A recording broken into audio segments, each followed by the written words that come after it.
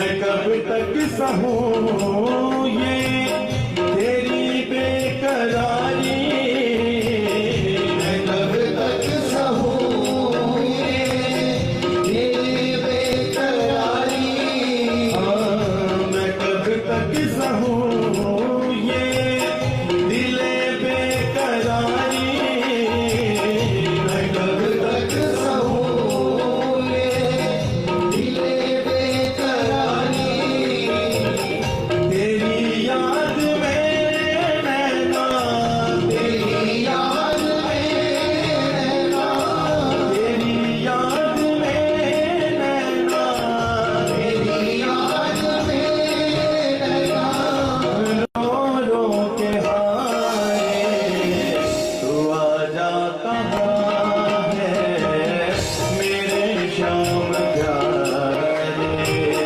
तू आजा कहाँ है मेरे श्याम प्यारे, ओ तू आजा कहाँ है मेरे श्याम प्यारे, तू आजा कहाँ है मेरे श्याम प्यारे, कोई गम कमारा, कोई गम कमारा, कोई गम कमारा, कोई गम कमारा, प्रभु तुझको पुकारे, तू आजा कहाँ है मेरे श्याम प्यारे, तू आजा कहाँ है मेरे श्याम प्यारे,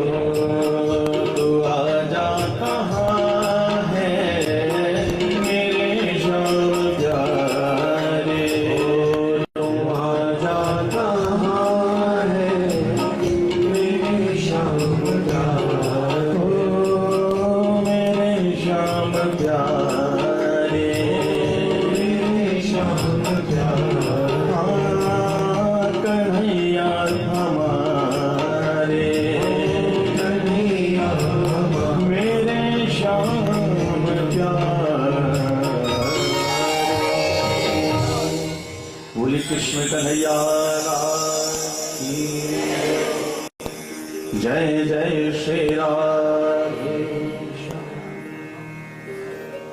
परात्पर अखिलेश्वर अकारण करुणा वरुणालय भक्त वांछा कल्पतरु तड़िदित में नंदित पीतांबर धारी नंद नंदन श्याम सुंदर केशी चरणों में मेरा सादर प्रणाम। भगवान कन्हैया की वांगमयी शब्दमयी मूर्ति स्वरूपा भागवत जी को मेरा प्रणाम। हनुमान जी भोले बाबा जो कथा के नित्य प्रेमी हैं, दोनों के श्री चरणों में मेरा सादर प्रणाम। ऋग्वेद यजुर्वेद सामवेद अथर्ववेद स्वरूप विद्वान ब्राह्मणों के श्री चरणों में मेरा प्रणाम। मूल मोहनाथ जी के श्री चरणों में मेरा कोटि कोटि वंदन। भक्तिमती माताओं, भगवान कन्हैया की पावन कथा श्रवण करने हेतु आए भगवत रसिकों, आइए श्रीमद् भागवत की कथा में हम आप प्रवेश करें और अपने जीवन को धन्य करें। प्रेम से कहिए जय श्री कृष्ण। आज कथा का कौन सा दिन शुरू हो गया है? आपको याद है, हमें याद नहीं है।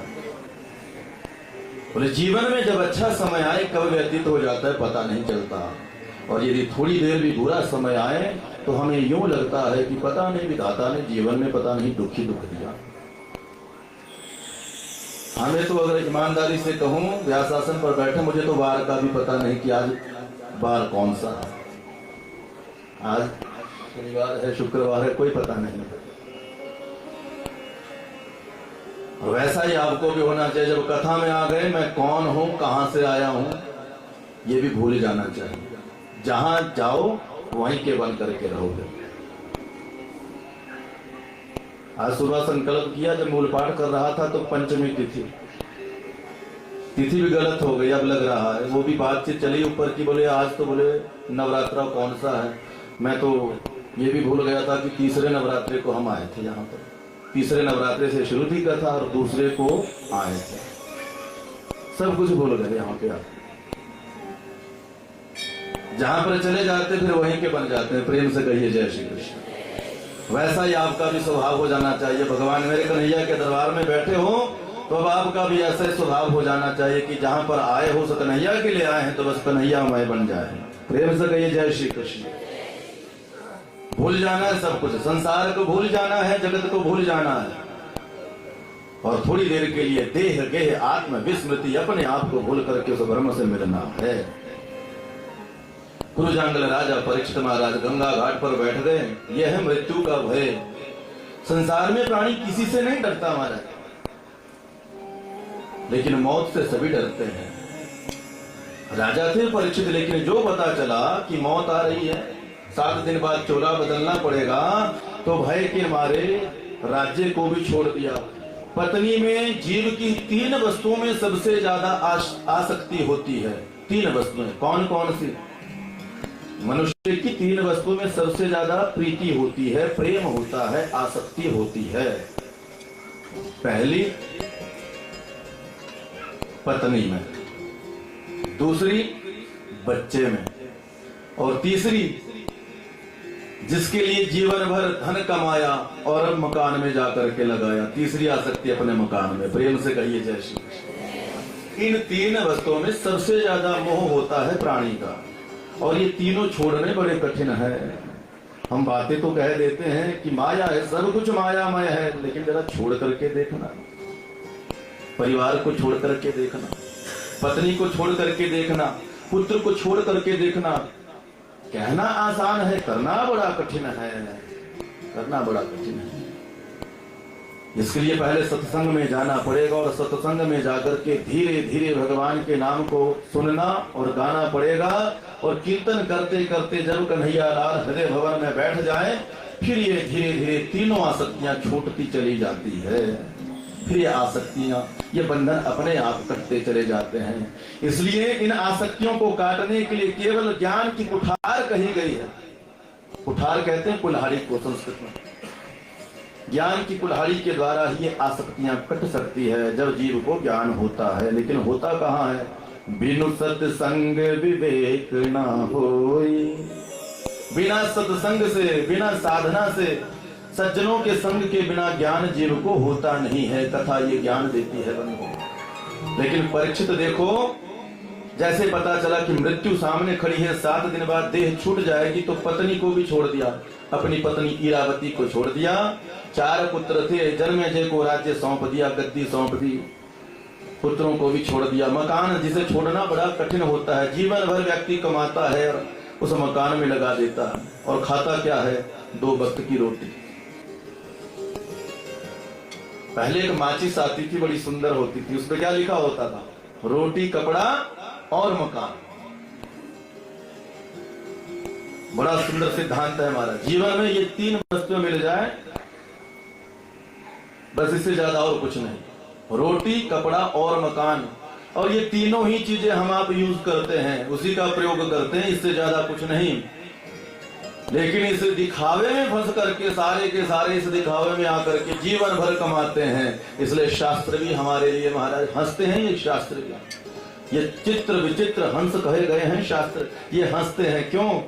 बोले जैसे एक गधा जीवन भर अपने मालिक का बोझा ढोता रहता है, वैसे ही इंसान भी जीवन भर अपने परिवार का भरण पोषण करता रहता है। गधे के समान जीवन भर बोझा ढोता रहता है, लेकिन अपने लक्ष्य को याद नहीं रखता कि लक्ष्य क्या है।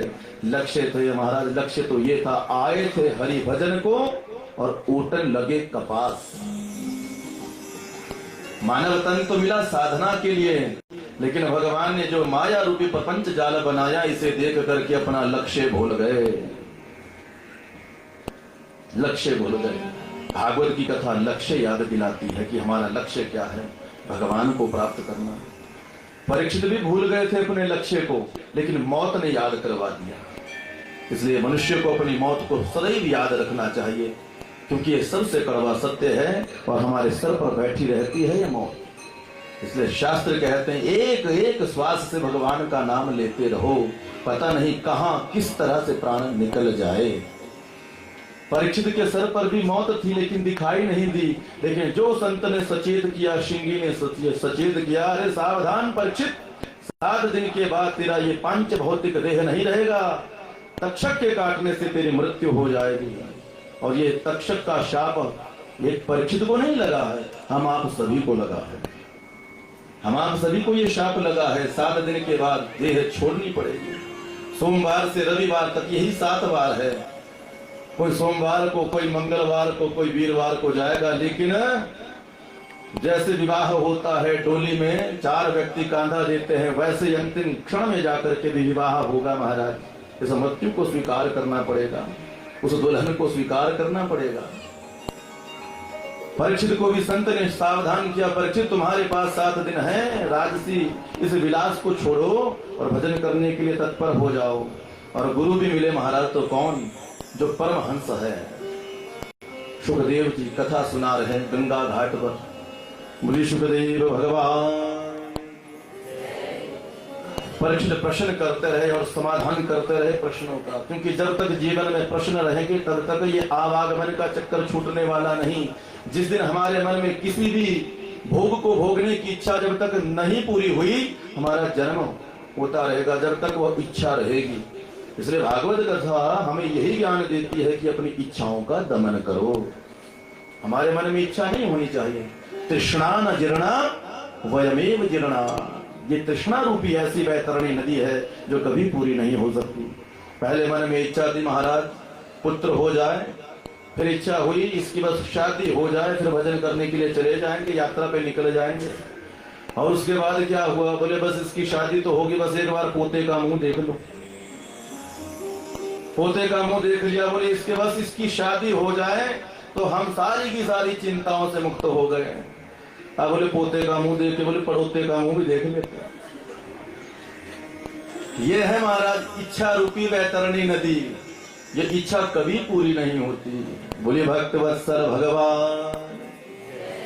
इसलिए भागवत की कथा ज्ञान देती है बंधुओं, त्यागे सर्वथा सुखम।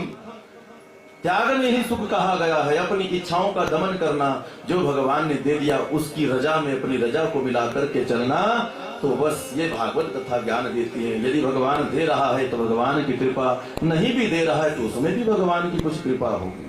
इसलिए भगवान के साथ, उनके मन के साथ अपने मन को मिलाना है, कल्याण हो जाए। परीक्षित भी गंगा घाट पर बैठ करके सावधान होकर के प्रश्न कर रहे हैं और मन के सारे संशयों को मिटा रहे हैं सुखदेव जी। इसलिए भागवत कथा भिद्यन्ते हृदय ग्रंथि छिद्यन्ते सर्व संशयाः। हृदय भवन में जितने भी संशय रूपी पक्षी छुपे पड़े हैं, दुबक करके बैठे हैं, सारे के सारे प्रश्नों का समाधान करने वाली ये भागवत कथा है। और सबसे पहला प्रश्न क्या है हमारा, कि हमारा कल्याण कैसे होगा। तो भागवत कथा ज्ञान देती है, सत्संग के द्वारा, भागवत कथा के द्वारा ही हमारा कल्याण होगा। प्रश्न था सूत जी महाराज से शौनक आदि ऋषि ने किया था कि धर्म कम शरणम गतः। ये धर्म किसकी शरण में रहता है। बोले ये धर्म भी भागवत जी की शरण में रहता है। इसलिए जो भागवत कथा सुनता है वो धर्म की रक्षा करता है, और समय आने पर वही धर्म उसकी रक्षा भी करेगा। क्यों, धर्मो रक्षति रक्षितः। जो धर्म की रक्षा करता है, समय आने पर धर्म स्वयं मूर्तिमंत होकर के उसकी रक्षा करता है। तो परीक्षित ने प्रश्न किया था, महाराज ये ब्रह्मांड कैसे बना। कल आपने कथा में श्रवण किया कि मनु महाराज और शतरूपा से मैथुनी सृष्टि चली। 3 पुत्रियां हुई, 2 पुत्र हुए, प्रियव्रत उत्तानपाद, आकुति देवहूति और प्रसूति। कल आपने कथा में श्रवण किया।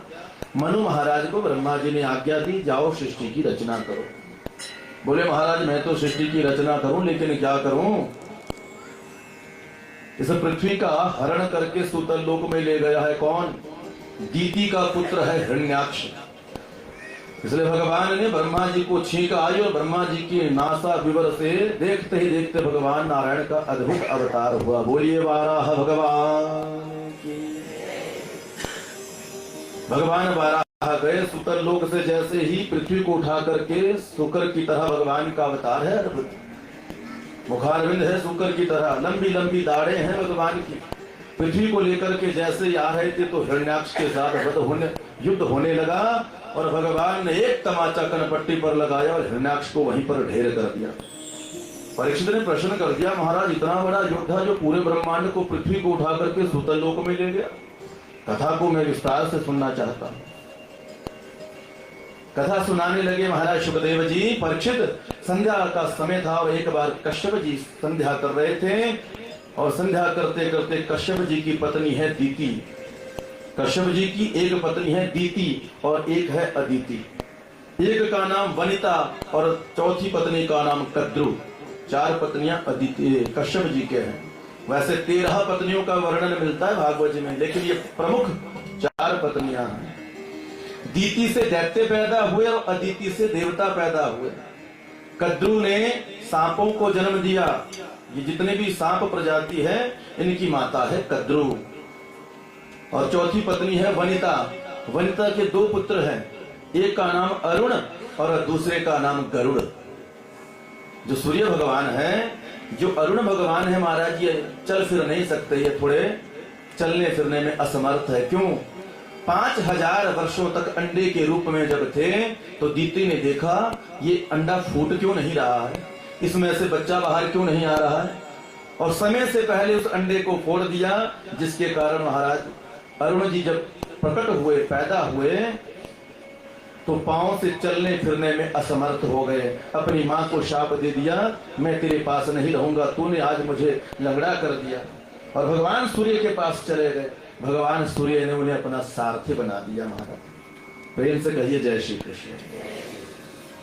ये जो भगवान सूर्य जिस समय उदय होते हैं तो उस समय जो लालिमा दिखाई देती है ये भगवान अरुण है।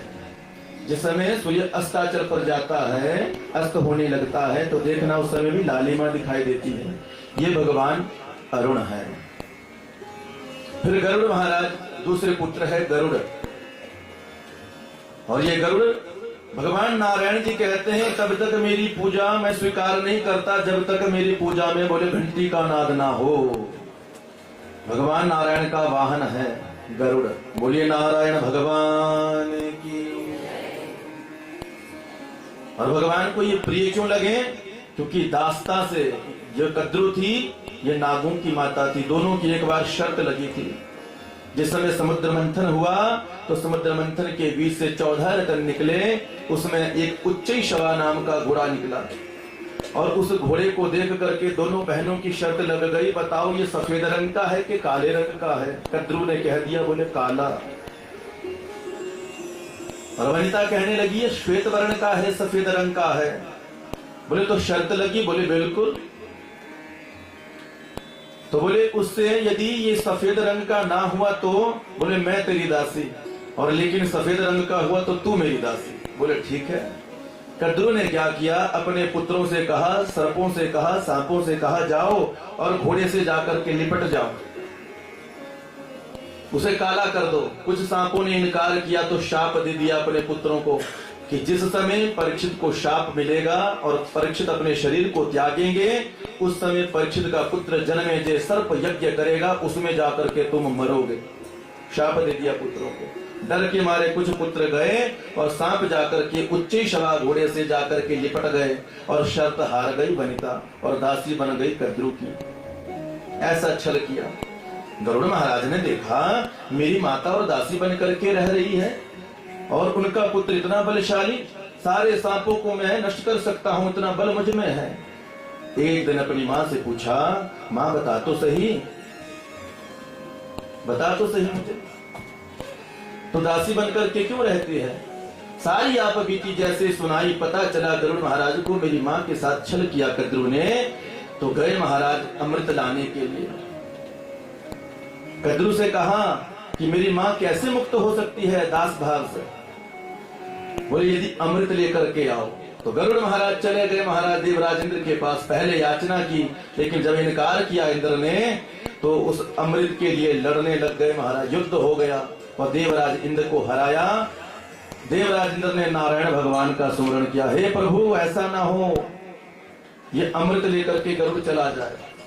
रास्ते में जैसे गरुड़ महाराज जी जा रहे थे तो भेंट हो गई नारायण भगवान से। बोलिए नारायण भगवान।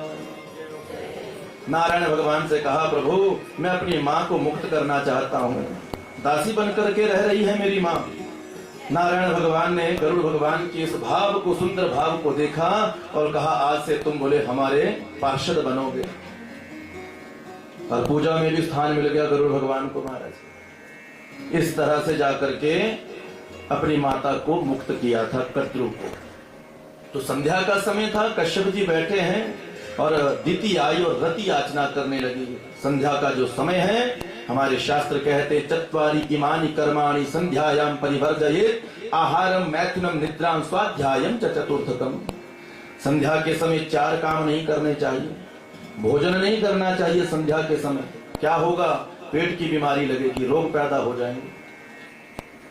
दूसरी, बोले सोना भी नहीं चाहिए संध्या के समय।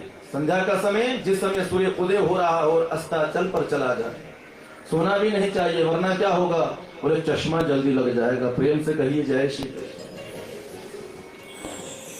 पढ़ना भी नहीं चाहिए संध्या के समय, और नोट भी नहीं गिनने चाहिए। क्यों? भूलने की बीमारी लग जाएगी। इसलिए बच्चों को भी संध्या के समय पढ़ने के लिए नहीं कहना चाहिए। उसका नाम ही देव बेला कहा गया है। देवताओं का यह समय होता है, इसमें भगवान का केवल भजन। और कामासक्त भी नहीं होना चाहिए, रति याचना नहीं करनी चाहिए। क्यों? बोले जो संतान होगी वो कुत्सित होगी, बुरी बुद्धि की होगी। इसलिए कश्यप जी ने पत्नी को समझाया, लेकिन जब ना मानी तो शाप दिया। काम ज्वर शांत होने पर शाप दिया है कि तेरे गर्भ से 2 ऐसे अधम पुत्र पैदा होंगे जो पूरे ब्रह्मांड को ही नष्ट करेंगे। अब दीति आई, पश्चाताप की ज्वाला से जली जली। जैसे आई तो पति के चरणों को पकड़ लिया। पति ने सावधान किया था, ईशा घोर तमा बेला घोराणाम घोर दर्शना चरन्ति यस्याम हि भूतानि भूतेशानुचराणिः। कश्यप जी ने समझाया था, देवी संध्या के समय भगवान शंकर अपने गणों के साथ निकलते हैं। कहाँ पहुंचते हैं? बोले जहां जहां भगवान भोले बाबा के भक्त रहते हैं, जाकर के उन्हें दर्शन देते हैं। इसलिए शांत हो जाओ। लेकिन जब ना मानी तो शाप दे दिया, तेरे गर्भ से ऐसे अधम पुत्र बालक पैदा होंगे जो पूरे ब्रह्मांड को त्रस्त करेंगे। जैसे चरण पकड़े तो वरदान भी दे दिया कि तेरे पुत्रों का उद्धार करने के लिए स्वयं नारायण भगवान आएंगे। बोलिए नारायण भगवान। इसलिए दीति के गर्भ में हिरण्याक्ष और हिरण्यकश्यपु ये 2 पुत्र गर्भ में जाकर के बैठ रहे हैं और साधना करने लगे। ये कौन है?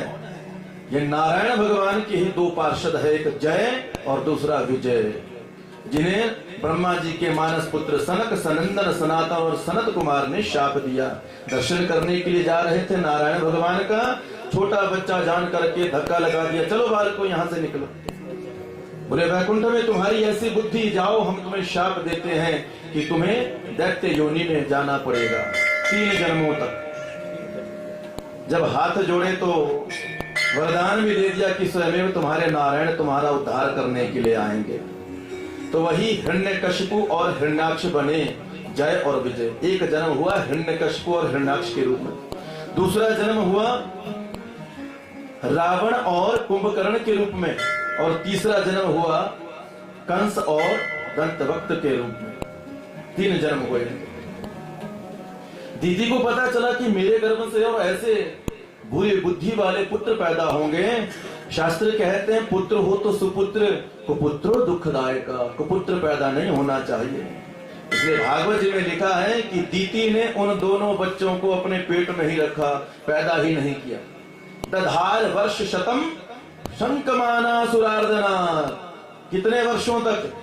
दधार शतम, 100 वर्षों तक अपने कोख में छुपाए रखा, पैदा ही नहीं किया महाराज। लेकिन हुआ क्या? देवताओं के भी महाराज प्राण कुंठित हो गए। सारी हवा जो प्रवाहित होती थी वो सारी की सारी हवा भी संकुचित हो गई, और देवता नारायण भगवान की शरण में गए। नारायण भगवान ने आश्वस्त किया, जाऊंगा इन दोनों का उद्धार करूंगा। दोनों ने जैसे जन्म लिया तो हिरण्याक्ष ऐसा बलशाली कि युद्ध करने के लिए गया। चराचर जगत में जब कोई योद्धा नहीं दिखाई दिया तो पूरी पृथ्वी को उठा करके ले गया और सूतल लोक में छुपा दिया। बोलिए भक्त वत्सल भगवान। और जो दूसरा पुत्र था हिरण्यकशिपु, सप्तम स्कंद में जाकर के उसकी कथा श्रवण करेंगे। भगवान ने वाराह रूप धारण किया और हिरण्याक्ष का भी उद्धार किया है परीक्षित। भगवान कहते हैं शुकदेव, परीक्षित भगवान को प्राप्त करना बड़ा सरल है। परीक्षित ने पूछा, महाराज भगवान को किस तरह से जीव प्राप्त कर सकता है, कौन सी विधि है? बोले भगवान के साथ एक संबंध रख लो अपना। इसलिए आप लोग भी संबंध रखना भगवान से। परीक्षित ने पूछा, कैसा संबंध? बोले चाहे भगवान को अपना बच्चा बना लो। देवकी मैया ने, यशोदा मैया ने पुत्र माना तो भगवान ने कल्याण कर दिया। या फिर बोलो भगवान को अपना मित्र बना लो, अर्जुन का कल्याण हो गया, सुदामा जी का कल्याण हो गया। या गोपियों की तरह भगवान से प्रेम करो, पति बना लो भगवान को अपना, तो भी भगवान कल्याण कर देते हैं। बोले कोई ना कोई ऐसा संबंध हमारा भगवान के साथ होना चाहिए जिससे भगवान यूं लगे कि भगवान हमारे अंग संग है। और यदि इतना भी ना कर पाओ तो बोले भगवान के साथ बैर कर लो। यदि भजन नहीं हो सकता तो भगवान के साथ शत्रुता कर लो। शत्रुता जिसने की, भगवान ने किसी को मारा नहीं, भगवान ने उन्हें भी तार दिया। शिशुपाल नित्यपति गालियां देता था, भगवान ने उद्धार कर दिया। रावण भय के कारण भगवान से प्रेम करता था महाराज, भय के कारण भजन किया रावण ने। 4 वेदों का ज्ञाता था लेकिन जानता था राम से बैर करूंगा तो भगवान तार देंगे। तामसिक देह से भजन करना बड़ा कठिन है लेकिन बैर से भी भगवान उद्धार कर देते हैं। तो बोले महाराज भगवान छोटी अवस्था में भी भगवान मिल सकते हैं परीक्षित।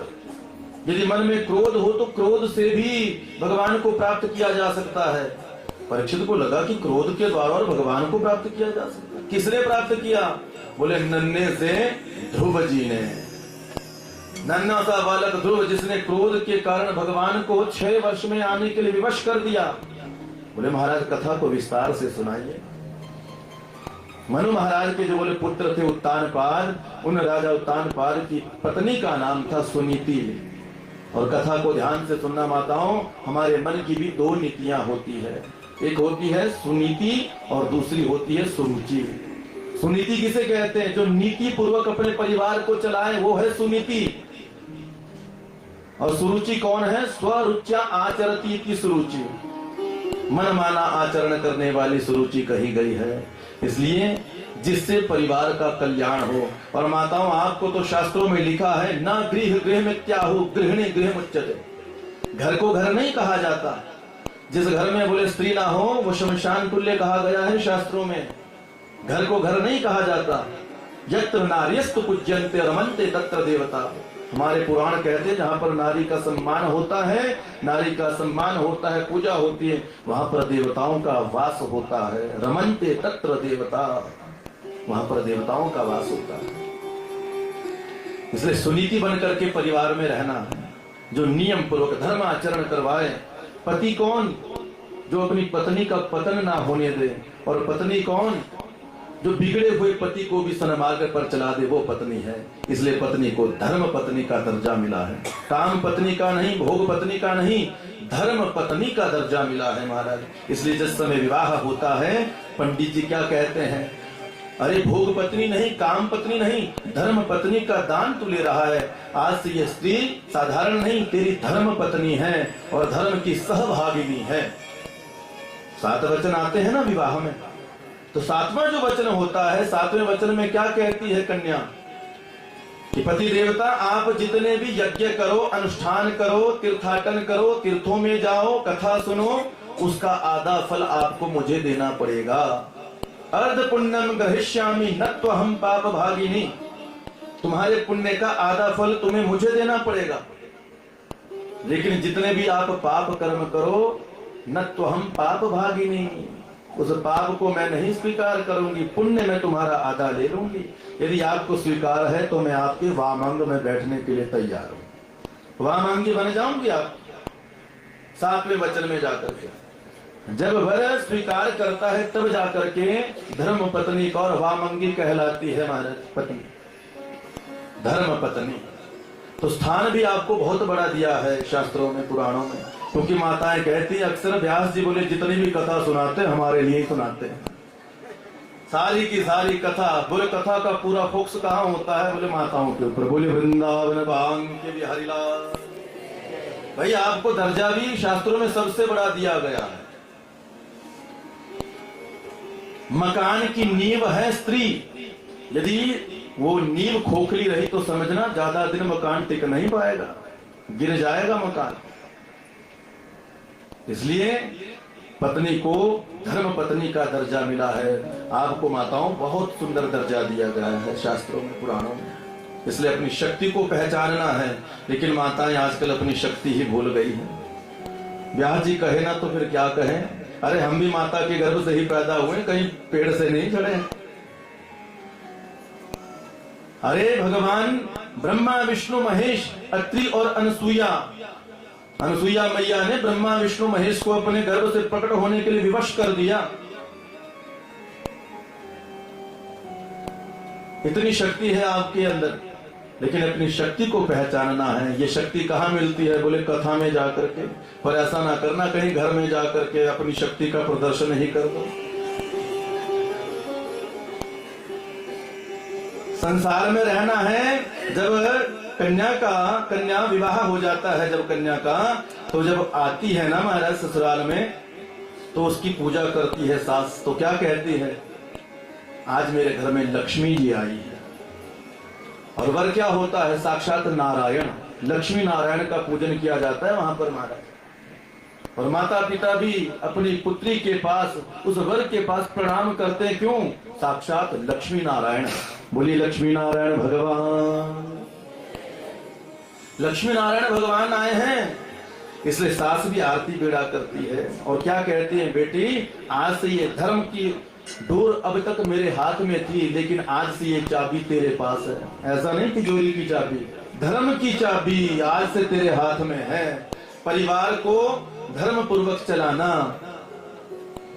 इसलिए लक्ष्मी बनकर के जो संसार में परिवार में रहती है, उसकी पूजा होती है।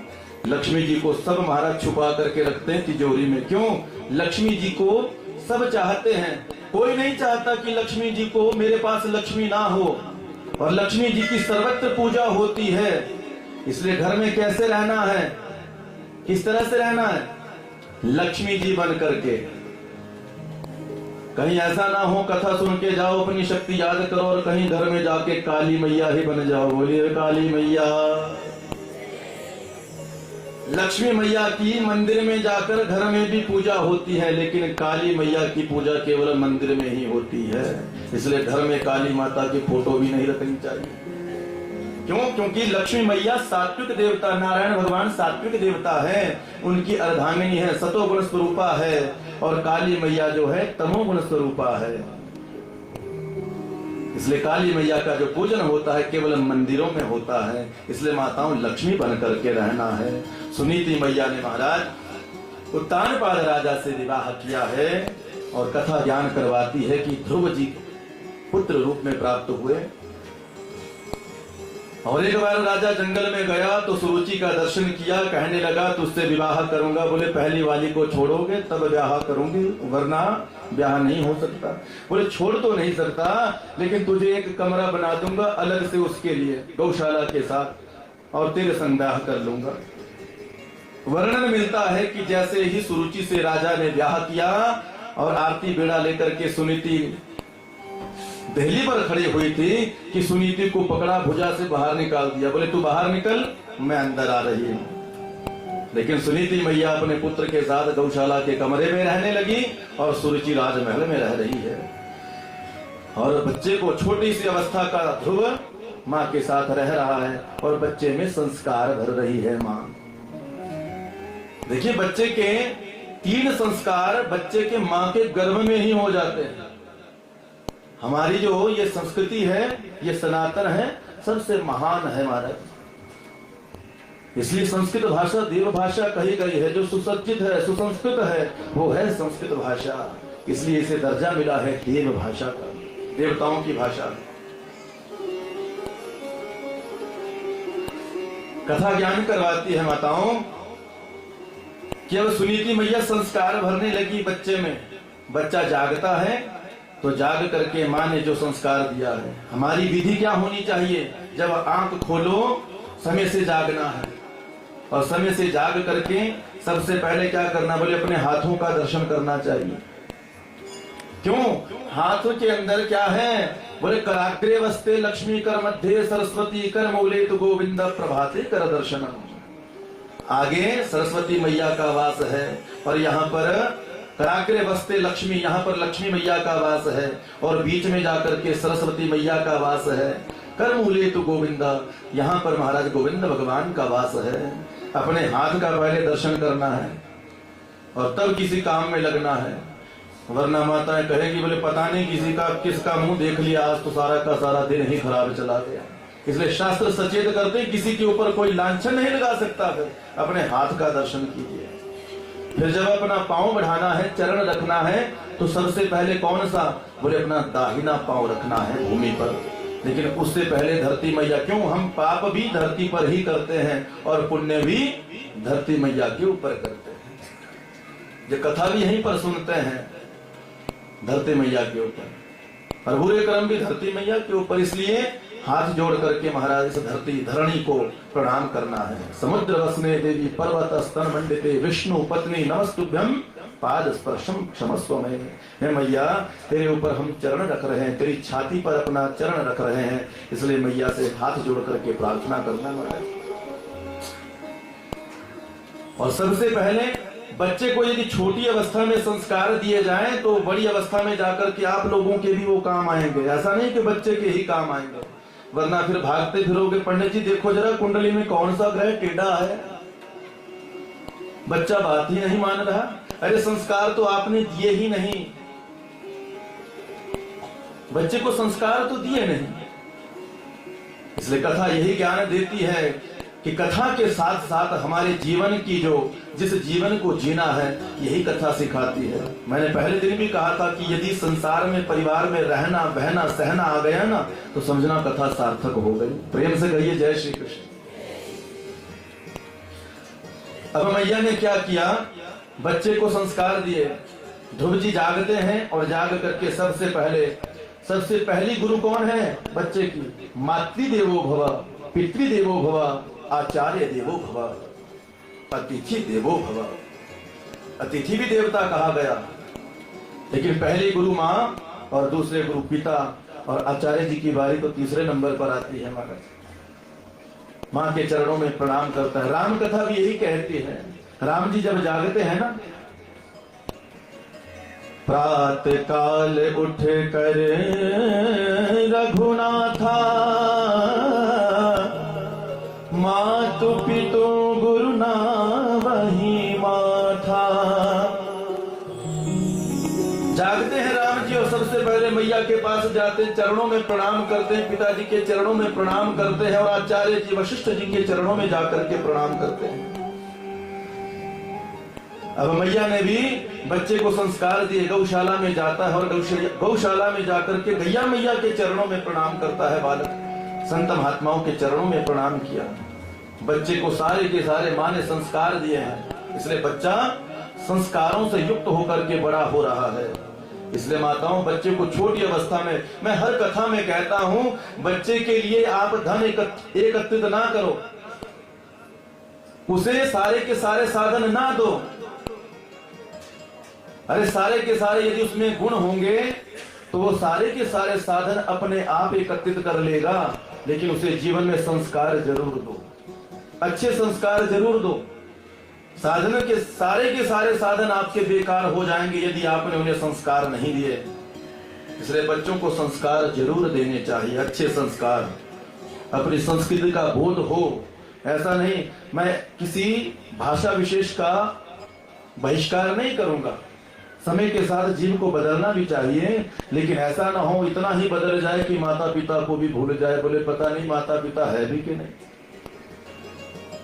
इसलिए जब हम बच्चों को संस्कार देंगे, जिस समय राम जी लंका में पहुंचे, रावण को मार दिया, लक्ष्मण जी सोने की लंका देखने लगे। वाह रे वाह प्रभु, देखो सोने की ये लंका है, क्यों ना अयोध्या को छोड़ दिया जाए और यहीं पर रहा जाए। राम जी लक्ष्मण जी से बड़ी सुंदर बात कहते हैं, अपि स्वर्णमयी लंका नामे लक्ष्मण रोचते, जननी जन्म भूमिश्च स्वर्गादपि गरीयसी। एक जन्मभूमि जहां पर हमारा जन्म होता है और जिस मां ने हमें अपनी कोख से प्रकट किया है, ये दोनों महाराज जीव को कभी भूलने नहीं चाहिए।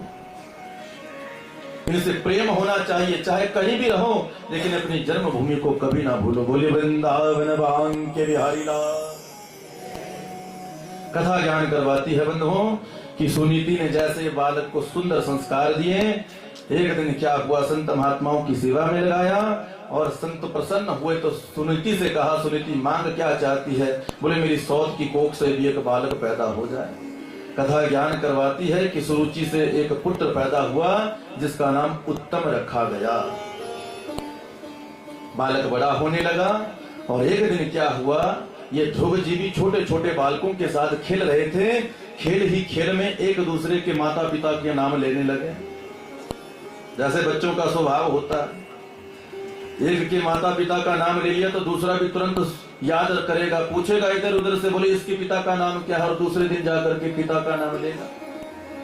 अब जैसे ही एक दूसरे के माता पिता का नाम ले रहे थे तो ध्रुव जी से कहने लगे, अरे ये सुनीति का पुत्र है, इसकी माँ का नाम सुनीति है, सुनीति है। बोले यार इसके पिता का नाम, बोले इसके पिता का नाम तो हम जानते नहीं। ध्रुव जी भी सोचने लगे, नन्हा सा बालक, मेरे पिता कौन है? और छोटे छोटे बालक उपहास करने लगे, बोले इसका कोई पिता ही नहीं। नन्हा सा बालक घर में गया और अपनी माँ से पूछने लगा, माँ एक बात बता, मेरे पिता कौन है? मेरे पिता कौन है? बेटा क्यों पूछ रहा है? नहीं मैं जानना चाहता हूँ मेरे पिता कौन है। बोले जो सारे संसार का पिता है, जो जगत पिता है, वो परमेश्वर ही तेरा पिता है। अरे वो तो पूरे संसार का पिता है माँ, लेकिन मेरे पिताजी कौन है? बाल हट के कारण महाराज मान ने आज बता दिया, राजा उत्तानपाद तुम्हारे पिता है। बालक को पता चला राजा का मैं पुत्र हूँ, गौशाला के साथ कमरे में रह रहा हूँ। भागा भागा राजमहल में गया, वाम भाग में महाराज सुरुचि बैठी है, गोदी में राजा उत्तानपाद ने उत्तम को लिया है। भागा भागा भरी सभा के बीच से जैसे ध्रुव आया और अपने पिता की गोदी में बैठने लगा, सौतेली माँ ने भुजा से पकड़ लिया, धक्का लगाया और भूमि पर पटक दिया। लेकिन बालक ऐसे देख रहा है जैसे किसी सांप पर कोई डंडा का प्रहार करता है, और वह क्रोध के कारण अपना डंट मारने के लिए सांप अपना फन तान लेता है। नन्हा सा वह राजकुमार महाराज देख रहा है अपनी सौतेली माँ को, मुझे धक्का लगाया, भूमि पर पटक दिया, छोड़ूंगा नहीं इसे। भागा भागा घर में गया, माँ से कहा, माँ सुनीति से पूछा, क्योंकि सुरुचि ने कहा यदि तुझे राजा की गोदी में बैठना है, पहले भगवान की तपस्या करो, भगवान से मांगना मेरा जन्म सुनीति की कोख से ना हो, मेरा जन्म सुरुचि की कोख से हो। अपनी माँ से पूछने लगा ध्रुव, माँ ये बता कि तेरी कोख में और सुरुचि की कोख में अंतर क्या है? मुझे भूमि पर धक्का लगाया, भरी सभा के बीच में मेरा अपमान किया, मैं उसे छोड़ूंगा नहीं, मार डालूंगा उसे। माँ कहती है, बेटा ये संस्कार तो मैंने तुझे नहीं दिया, क्रोध करना ये संस्कार तो मैंने तुझे नहीं दिया। बेटा याद रखना, जीवन में हो सके तो सबका भला चाहना, बुरा तो मन से भी किसी का ना सोचना। जब हम किसी का भला सोचते हैं तो भला का उल्टा कीजिए, लाभ। तो लाभ बोले उसी का होता है जो जिसका भला सोचता है। भगवान ऐसी कृपा करते हैं कि लाभ होता है दूसरे का भला करने वाले का। इसलिए बेटा जीवन में कभी किसी के बुरे की इच्छा मत रखना। माँ मुझे भूमि पर पटक दिया, उसने कहा कि भगवान की आराधना करना, उनसे वरदान मांगना। बोले बिल्कुल सत्य कहा बेटा, यदि तू भगवान का तूने दर्शन कर लिया तो तुझे इही लोक में नहीं, परलोक में भी भगवान की गोदी में बैठने का तुझे सौभाग्य मिलेगा बेटा। और देखिए माँ ने छोटी अवस्था के ध्रुव को छोड़ा नहीं, महाराज रोका नहीं, कहा बेटा तुरंत चला जा साधना करने के लिए। और ध्रुव महाराज ने पूछा, भगवान रहते कहाँ हैं? माँ कैसे पहचानूंगा? बोले बेटा ऐसा कोई स्थान नहीं जहां पर भगवान ना रहते हो, वो तो कण कण में व्याप्त है। इसलिए कण कण में भगवान की झांकी का दर्शन करना। नन्हा सा 4 वर्ष की अवस्था ध्रुव जी की, और भगवान को ढूंढने के लिए चला गया जंगल में। नारायण भगवान ने देखा, नारद जी का आह्वान किया, नारद जी तुम्हें ऐसा चेला नहीं मिलेगा, जाओ जाओ गुरु मंत्र प्रदान कर दो। नारद जी भी आए, महाराज बोलिए नारद भगवान की। अरे गुरु जी भी महाराज पहले परीक्षा लेते हैं, आजकल लोग ढूंढते फिरते हैं, जहां पर बोले भीड़ लगी है वहीं पर समझो बस बोलो यही गुरु बनाने योग्य है। गुरु जब धारणा करनी हो महाराज, गुरु बनाना हो, माताओं के लिए तो शास्त्र कहते हैं कि पति ही उनका गुरु है, माताओं को गुरु बनाने की आवश्यकता नहीं। पति ही परमेश्वर कहा गया है, इसलिए पति को परमेश्वर का दर्जा मिला। स्त्रियों के लिए गुरु धारणा का कहीं भी वर्णन नहीं मिलता पुराणों में, लेकिन यदि आपके पति की आज्ञा है तब जाकर के गुरु धारणा कर सकती हैं। और आजकल सबसे ज्यादा भीड़ महाराज माताओं की रहती है, बोले गुरुजी बनाने हैं महाराज, गुरुजी बनाना। अरे अपने पति के चरणों की सेवा करो। भागवत की कथा 10वें स्कंद में जाकर के गोपियों को यही ज्ञान दिया भगवान ने। लेकिन यदि आपके, क्योंकि हमारे शास्त्र कहते हैं बिना पति की इच्छा से स्त्री जितने भी उपवास रखती है, व्रत करती है, दान पुण्य करती, सारे निष्फल कहे गए हैं। कथा ज्ञान करवाती है, रौरवम नरकम ब्रजे, 28 प्रकार के नरकों का वर्णन मिलता है, उसमें रौरव नामक नरक मिलता है स्त्री को, बिना अपनी पति की इच्छा से जो मन माना आचरण करती है। इसलिए अपने पति को पहले मना लेना अच्छे काम के लिए, अच्छे काम के लिए भी पति को मना लेना। और यदि गुरु धारणा भी करनी हो, यदि आपके पति परमेश्वर आज्ञा देते हैं तब जाकर के गुरु धारणा करना, वरना महाराज चाहे जितना चाहो, जितने चाहो गुरु बना लेना, कल्याण होने वाला नहीं। शास्त्र कहते हैं पुरुष को गुरु धारणा जरूर करनी चाहिए। क्यों? गुरु बिन भव निधि तरहि ना कोई, जो विरंच शंकर सम होई। राम कथा में बाबा तुलसीदास जी कहते हैं यदि भगवान नारायण भी हो, भगवान शंकर भी हो, यदि वो गुरु धारणा नहीं करते हैं तो उनका उद्धार नहीं होगा। इसलिए राम जी शंकर भगवान को गुरु मानते हैं और शंकर भगवान राम जी को अपना गुरु मानते हैं। बोलिए सियापति रामचंद्र भगवान।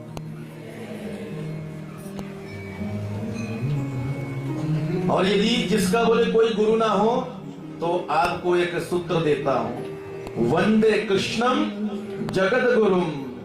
जो पूरे ब्रह्मांड के गुरु है कौन? कन्हैया।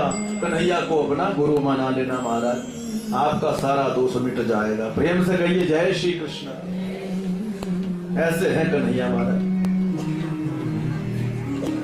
ऐसे सांवले सरकार हैं जो उनकी शरणागति में आ जाता है तो नैया पार कर देते हैं। बोली कृष्ण कन्हैया लाल की।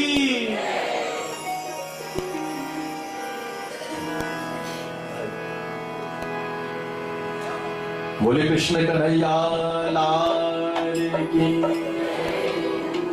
बीच बीच में माताओं को आलस भी आ जाता है। बोलिए सोने वाली मैयाओं की। जाग जाओ जरा, थोड़ी देर के लिए हाथ खोल लो कथा सुनते सुनते, क्योंकि निद्रा देवी ये कुंभकर्ण की पत्नी है, बड़ा ये बीच बीच में आकर के अपनी माया फैला देती है, इसलिए भगाते हैं। बांके बिहारी तेरे नाल पे मैं ताला लैया किया। बांके बिहारी तेरे नाल पे मैं ताला लैया किया। बांके बिहारी तेरे नाल पे मैं ताला लैया किया। बांके बिहारी तेरे नाल पे मैं ताला लैया किया। बोला लैया अखियां मिला लैया किया। लैया मिला लैया किया। लैया किया मिला लैया किया। लैया मिला लैया किया। मैं मिला लैया किया। मैं तो ला लैया किया। ओ बांके बिहारी तेरे नाल में मैं ताला लैया किया। बांके बिहारी तेरे नाल में ताला लैया किया। ओ रमण बिहारी तेरे नाल में मैं ताला लैया किया। रमण बिहारी तेरे नाल में मैं ताला लैया किया। ओ कजरार नैना तोरे मतवारे नैना। कजरार नैना तोरे मतवारे नैना। कजरार नैना तोरे मतवारे नैना। कजरार नैना तोरे मतवारे नैना। अरे मतवारे नैना। मतवारे नैना। और कजरार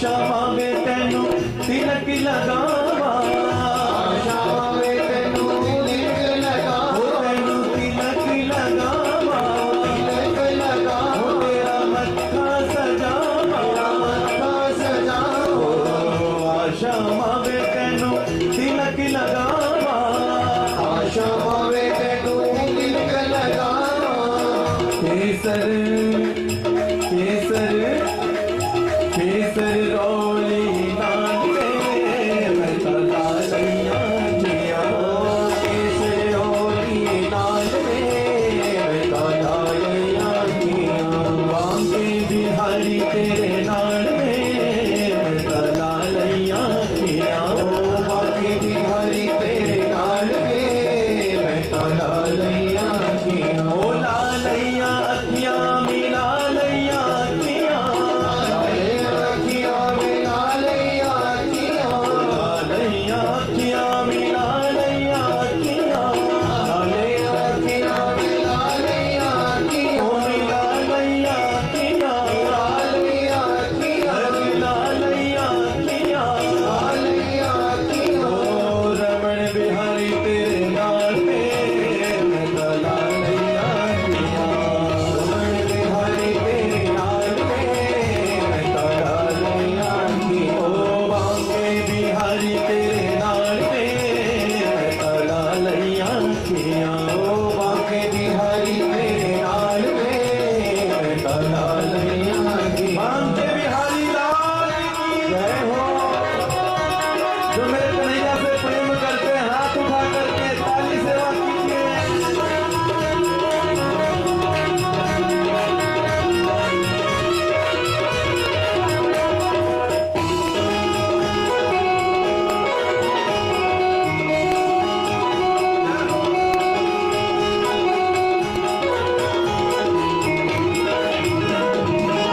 आशावां वे तैनू माला पहनावा, आशावां वे तैनू माला पहनावा, आशावां वे तैनू हार पहनावा, आशावां वे तैनू हार ओ पहनावा, तैनू हार पहनावा, हार पहनावा, ओ तैनू माला पहनावा, माला पहनावा, ओ आशावां वे तैनू हार पहनावा, आशावां वे तैनू माला पहनावा, माला हार माला लख लख बार मैं तला लैया अखियां, माला लख लख बार मैं तला लैया अखियां, रमण बिहारी तेरे नाल में मैं तला लैया अखियां, रमण बिहारी तेरे नाल में तला लैया। रमण बिहारी की जय हो,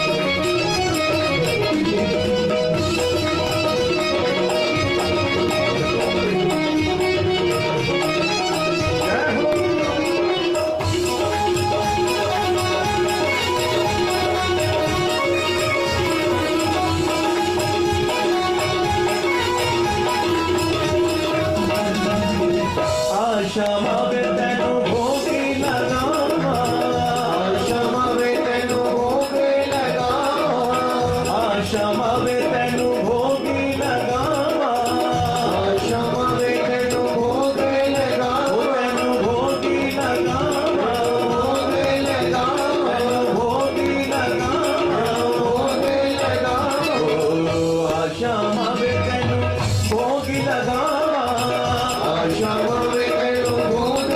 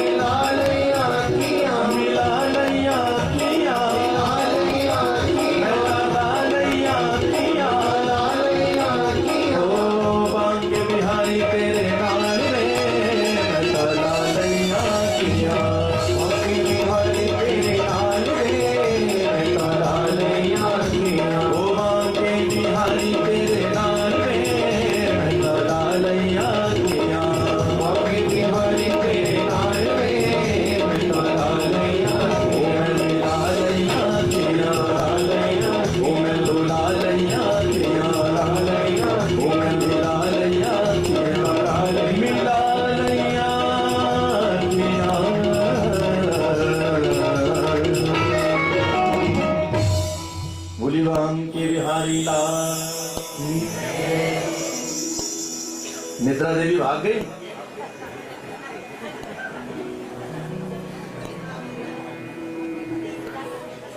ये निद्रा जो है ना, या देवी सर्वभूतेषु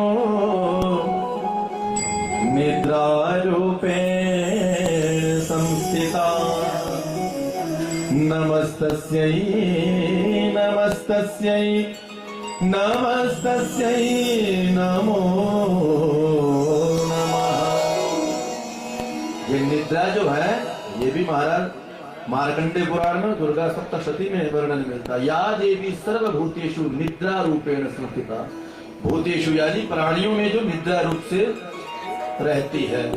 और ये निद्रा क्या है? निद्रा समाधि स्थिति।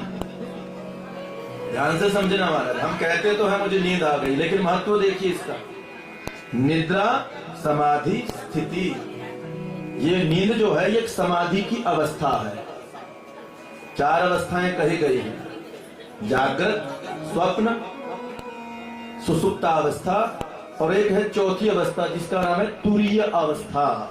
ये तुरीय अवस्था में बड़े बड़े साधक जन जाते हैं महाराज, और बैठे कहीं होते पहुंच जाते हैं, करसोग में पहुंच जाएंगे। शरीर वहीं पर रहेगा लेकिन मन के द्वारा पहुंच जाएंगे, योग के द्वारा पहुंच जाएंगे। जैसे भगवान कन्हैया ने योग बल के द्वारा मथुरा से सारे के सारे मथुरा वासियों को योग बल के द्वारा द्वारिका में पहुंचा दिया, और किसी को पता नहीं चला। यह है चौथी अवस्था, तुरीय अवस्था। इसलिए निद्रा समाधि स्थिति, ये निद्रा भी एक समाधि की अवस्था है। जब व्यक्ति साधना करता है, साधना करते करते एक अवस्था ऐसी आ जाती है जिसमें देह गेह आत्म विस्मृति, जब व्यक्ति अपने आप को भूल जाता है। अच्छा, जिसे नींद आती है, क्या वो अपने स्वरूप को याद रखता है? जब आप लोगों को नींद आती है, आप शाम के समय सोते हैं या कथा में ही सोते हैं? वैसे हम सोने नहीं देते, कथा में हम सोने नहीं देते। और जब हम कथा में आते हैं तो हमें भी नींद कम आती है, और दूसरे वाले को भी हम नींद कम ही आने देते हैं। प्रेम से कहिए जय श्री कृष्ण। ये ऐसा हमारे पास अमोघ मंत्र है जो किसी को भी सोने नहीं देता। कुछ माताएं नाराज भी होती होंगी, बीच में कुछ ऐसी भी होगी जो पिलर के पीछे बैठी होगी, मेरी नींद ही खराब कर दी व्यास जी ने। ये निद्रा समाधि स्थिति, ये एक समाधि की अवस्था है। आदमी जब सोता है ना तो अपने स्वरूप को भूल जाता है। अरे यहाँ तक कि जो व्यक्ति दुखी है वो अपने दुख को भी भूल जाता है। निद्रा ऐसी स्थिति है, व्यक्ति नींद भी भूल जाता है, सुख दुख सारे द्वंद्वों से वो ऊपर उठ जाता है। इसलिए निद्रा समाधि स्थिति ये समाधि की एक अवस्था है। और कथाओं में हम क्या सुनते हैं? बोले ये निद्रा जो है ये कुंभकर्ण की पत्नी है। अरे कुंभकर्ण की पत्नी तो थी करकटी, लेकिन उसकी बुद्धि को, कुंभकर्ण की बुद्धि को मां सरस्वती ने हरण कर लिया था। और वरदान क्या मांगा? बोले 6 महीने खाता रहूं और 6 महीने सोता रहूं। बुद्धि क्यों फेरी? बोले इतना बड़ा शरीर इसका, ब्रेकफास्ट में ही पता नहीं कितने जो सामने आया मानव दानव सभी को खा जाता था कुंभकर्ण। बोले यदि 6 महीने ये सोया रहेगा तब ये ब्रह्मांड बचेगा, वरना साफ कर देगा। इसलिए निद्रा हर समय उस कुंभकर्ण के ऊपर छाई रहती थी। इसलिए लड़ाई करने के लिए आ गई थी राम जी के साथ। आपने मेरे पति को मार दिया। भगवान ने कहा जो पाप करता है वो तो मरता है, मैं आपको छोड़ूंगी नहीं प्रभु। बोले क्या करेगी तू देवी? जहां जहां आपके भक्त कथा सुन रहे होंगे उन पर जाकर के आलस्य अपने दोनों पुत्रों को ले जाऊंगी। निद्रा के 2 पुत्र है, कौन? आलस्य और प्रमाद। आलस्य और प्रमाद ये निद्रा के 2 पुत्र है। क्या होता है कथा में, कभी कभी जब कथा में मन ना लगे तो जिसके हाथ में पेन है तो पेन से ही महाराज भूमि पर बार बार पेन चल रहा है। और जिन माताओं के हाथ में 10 का नोट है तो उस नोट की महाराज खैर नहीं, इतनी चटनी बना देती है उसकी कथा में कि व्यास जी बोले कमर टेढ़ी हो जाएगी सीधे करते करते। तो ये कब होता है? जिसका मन भगवान की कथा से जुड़ा उसके लिए नहीं, जब ये आलस्य और प्रमाद आता है। आलस्य में व्यक्ति धीरे धीरे आलस्य आएगा, उबासी आएगी और ध्यान इधर उधर, इतने में दूसरा पुत्र छा जाता है प्रमाद।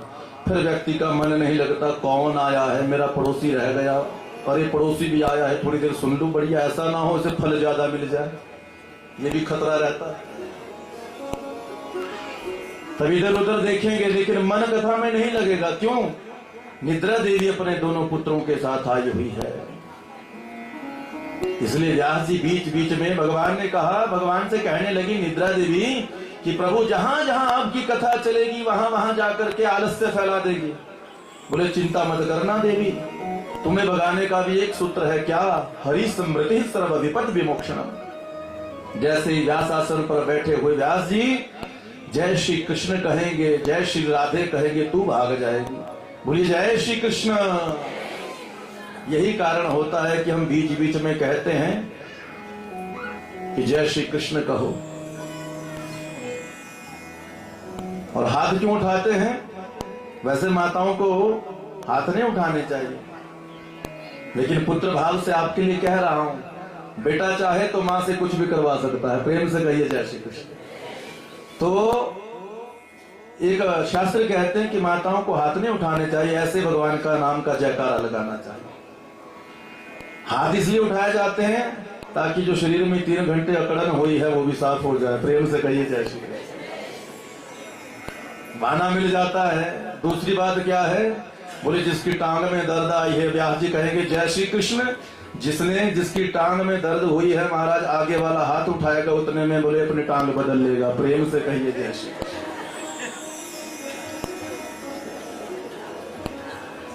इसलिए प्रेम से कहिए जय श्री कृष्ण। आइए कथा में। अब भगवान ने कहा, राम जी कहने लगे, जैसे ही व्यास आसन पर बैठे हुए व्यास जी राम राम कहेंगे, कृष्ण कृष्ण कहेंगे, देवी तू भाग जाएगी, ये मैं वरदान देता हूं। यही कारण होता है कि बीच बीच में हम भगवान का सुमरण करते रहते हैं, नाम आपसे भी उगलवाते रहते हैं। क्यों? ताकि ये निद्रा मैया भाग जाए। अब महाराज कथा ज्ञान करवाती है कि ध्रुव जी महाराज भजन करने के लिए जा रहे हैं। नारद जी आए और नारद जी आकर के पहले परीक्षा लेने लगे, बेटा कहाँ जा रहे हो? बोले भजन करने के लिए। कहाँ? जंगल में। जंगल में भालू मिलेगा, चीता मिलेगा, भगवान नहीं मिलेगा। मेरी माँ ने कहा है कि भगवान तो कण कण में है, वो कण कण में रहते हैं, भालू को भी अपने घर का सदस्य मानना। नारद जी ने देख लिया, एक एक सीढ़ी इसकी बिल्कुल पक्की है, चेला बिल्कुल बढ़िया है, फिट है, ये मेरे काम का है, मेरा नाम रोशन करेगा। हम आप गुरु ढूंढते फिरते हैं, लेकिन गुरु जी भी बढ़िया चेला ढूंढते फिरते हैं, कथा ज्ञान करवाती है। हमें सुपात्र बनना है, कुपात्र नहीं। जो सुपात्र होता है उसके लिए स्वयं भगवान आते हैं, गुरु बनकर के आते हैं और उसका मार्गदर्शन करते हैं। नारद जी ने देख लिया महाराज और कान में मंत्र दे दिया, 12 अक्षर मंत्र, ओम नमो भगवते वासुदेवाय। कहिए महाराज आप भी, ओम नमो भगवते वासुदेवाय। ये 12 अक्षर मंत्र है महाराज, नमो भगवते वासुदेवाय। 12 अक्षरों का ये मंत्र है और भगवान कन्हैया से मिलाने वाला है। इसलिए घर में जब भी घर का काम करो, झाड़ू पोछा करो, चाहे भैया मैया का गोबर लेकर के जा रहे हो, अरे गोबर का भी ऐसा मंत्र, उसमें लक्ष्मी जी का वास, और गोमूत्र में किसका वास? गंगा मैया का वास। उस समय भी इस मंत्र का जाप करना है। घास काटते काटते भी ओम नमो भगवते वासुदेवाय, इस मंत्र का जाप करना है। घास काटते काटते भी आपको भगवान के धाम की प्राप्ति कही गई है। हर समय इस मंत्र का जाप करना। ध्रुव जी बढ़ते बढ़ते चले गए, कान में मंत्र फूंक दिया नारद जी ने, ओम नमो भगवते वासुदेवाय। बेटा इस मंत्र का जाप करना। क्यों? क्योंकि बिना गुरु मंत्र के भगवान नहीं मिलते। नारद जी को गुरु बना लिया। पूछा, गुरु जी कहाँ मिलेंगे भगवान? कहाँ जाऊं साधना करने के लिए? बोले जो संतों की तपस्थली है। कहाँ? श्री धाम वृंदावन। बोलिए वृंदावन वान के बिहारी नाथ। वहीं पर कलकल निनाद करती हुई कालिंदी कलरव करती हुई बह रही है। वहीं जाकर के बेटा भजन करना भगवान के नाम का। और मधुवन में जाकर के महाराज ध्रुव जी बैठ गए और ओम नमो भगवते वासुदेवाय इस मंत्र का जाप करने लगे। त्रिरात्रांते कपित्थ बदराशनः। बोले 3 दिन तक कुछ नहीं खाते और 3 दिन के बाद कैंथ का एक फल लिया, मुंह में डाल लिया। और फिर 6 दिन के बाद 3-3 दिन का अंतराल दिया, लेकिन भगवान 1 महीना पूरा हो गया, भगवान नहीं आए। दूसरा महीना भक्ति का चला तो फल खाने छोड़ दिए। वृक्ष से जो पत्ता गिरता पत्ते खा करके 6 दिन के बाद 1 पत्ता खाते हैं, फिर 12 दिन के बाद दूसरा पत्ता खाते हैं। 2 महीने हो गए ध्रुव जी को भजन करते करते, भगवान नहीं आए। भक्ति का तीसरा महीना शुरू हो गया और तीसरे महीने में क्या हुआ, पत्ते खाना भी छोड़ दिया, फल खाना छोड़ दिया, जलपान करते हैं। कालिंदी का, यमुना मैया का जल थोड़ा सा पान करते हैं। 9 दिन के बाद भगवान नहीं आए, 3 महीने हो गए साधना करते करते। भक्ति का चौथा महीना चला तो जलपान करना भी छोड़ दिया महाराज। अब क्या किया, बोले हवा का पान करने लगे। जो हवा है उस हवा का पान